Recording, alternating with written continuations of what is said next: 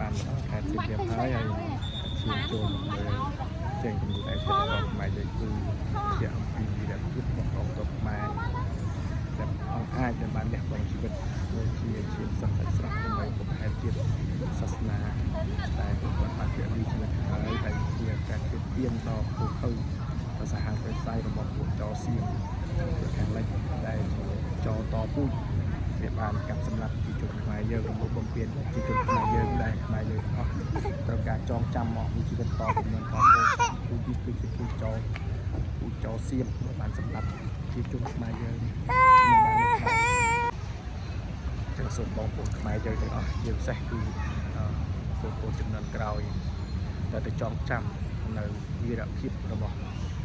បងវាកងទ័ពរបស់យើងដែលលះបង់ជីវិតនៅឈាមស្រស់សាច់ស្រស់ដើម្បីបូជាសម្រាប់ការពារមាតុភូមិរបស់យើងដល់រុងរឿងតែជាអកុសលណាស់ដោយសារតែពួកឈ្លានពានពួកកាយសាហាវពួកចោសៀមចោតពូជវាបានកាប់សម្លាប់បំពេញទៅលើទឹកដីតែពូកងរបស់យើងដូច្នេះហើយយើងជាអ្នកតជំនាន់ក្រោយឲ្យចងចាំពូជសាសន៍មួយនេះឲ្យបានច្បាស់ពូជសាសន៍សៀមចោសៀមតពូជតចៅចឹងកុំឲ្យវាកាប់សម្លាប់ប្រជាជនរបស់យើងឲ្យមិនបានដឹង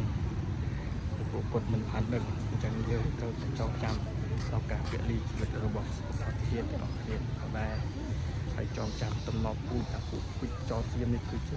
គុណខុសខើសាហាវបំផុតដែលបានកាប់សម្លាប់ប្រជាជនខ្មែររបស់យើង